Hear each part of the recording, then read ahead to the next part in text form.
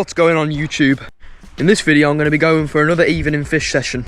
I'm going to go to the same spot as where I did it in my last video as well, because I enjoyed it so much there, and there's meant to be a nice sunset hopefully, so hopefully I'll see that again.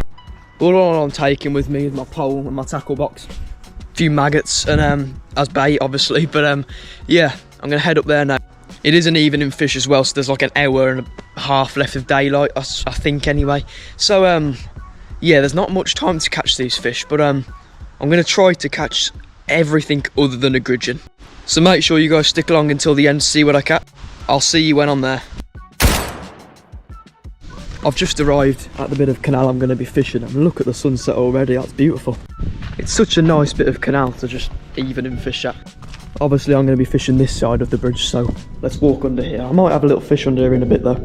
The water level has risen so much, it's been tipping it down the last week or so, and the water level's like come up so close to the edge. I'm just going to quickly set up my pole.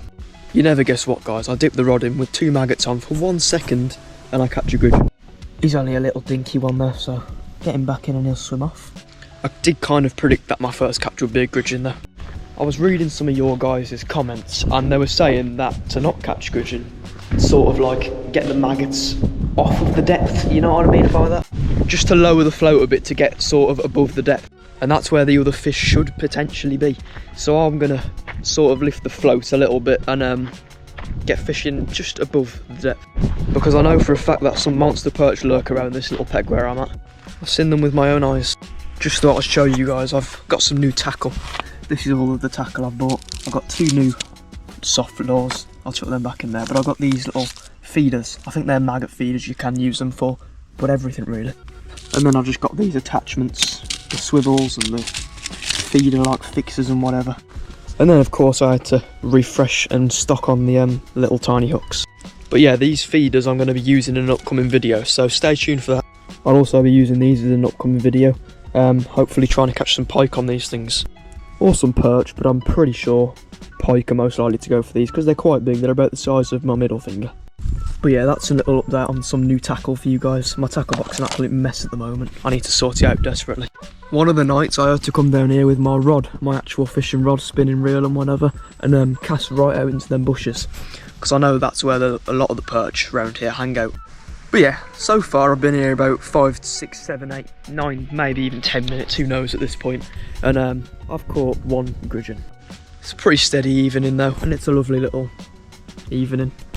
I can't believe how much the water level has risen though. Like if I come under the bridge and show you, you can really quite see. I mean, you've probably never seen it like low, but I can really tell. I've come round the other side of the bridge again to look at the sunset, and that's just I love this view, it's so nice. I was just looking in my tackle box, not my tackle box, my maggot box, and I found a gigantic worm. For some reason it was in there, so I put that on the float, and hopefully I can get a big perch with that. Here is the big guy. I'm pretty sure it's a dead worm because it's been in there about a week, and I completely forgot to take it out when I last went fishing. But I'm going to cast in up here now, just a bit further away from the bridge, and see if I can get bites here. The floats went under, but I didn't catch nothing. But I've just seen a fish jump like where my finger's pointing over there. So there's definitely a lot of fish here. But if it gets to the point where I'm literally not catching anything, I'm just going to lower higher the float a little bit more so I can catch a few more gudgeon, because I at least want to catch something. I've switched the bait out again and I've put the maggots back on. I've just did that because I think the worm, it wasn't very lively, and I think you only catch on worms when they're quite wriggly really. So yeah, I've just come up here on top of the bridge and wow, it's really a really nice calm evening. I am still watching my float from up here, I can just see it, it's around about there, and it's not gone down, so I'm good. I'm going to roll some cinematic footage for you guys, just of the scene.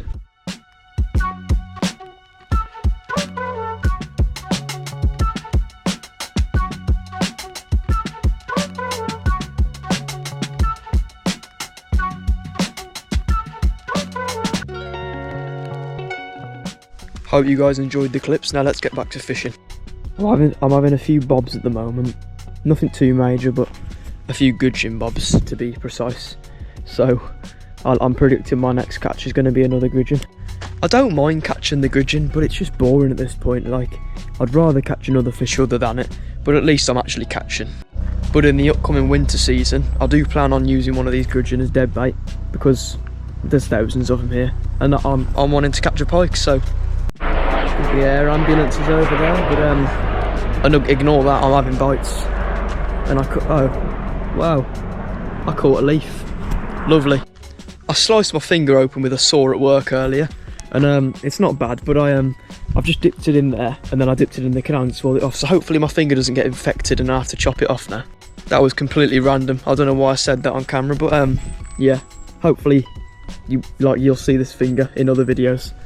I'm getting like millions and millions of bites, guys, but the fish just aren't landing. Like right now I'm having bites. Here we go. Oh no, put it back in that exact same spot again.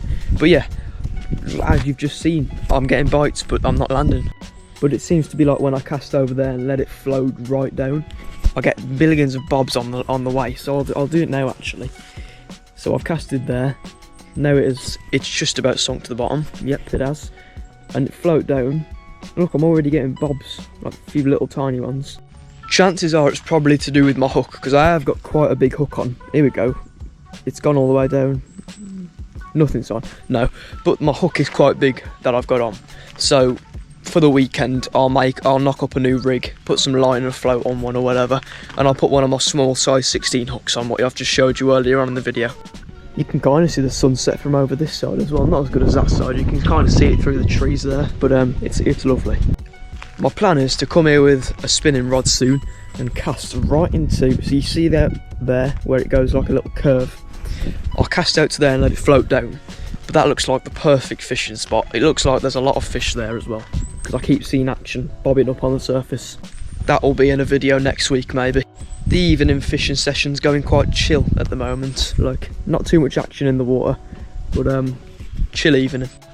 I think tomorrow morning I'm gonna get my lure rod out, my bait caster, and I'm gonna test out these two actually. I'm gonna pop some jig heads on them tonight, and I'll come out tomorrow morning with my lure rod and I'll lure fish this section of canal, because obviously in one of my last videos I came pike fishing. It was in a video called A Day Out Fishing on the Canal, I think, if you wanted to check that out. But no, my cousin had a pike on down there, but lost it unfortunately, so the pike are becoming active again.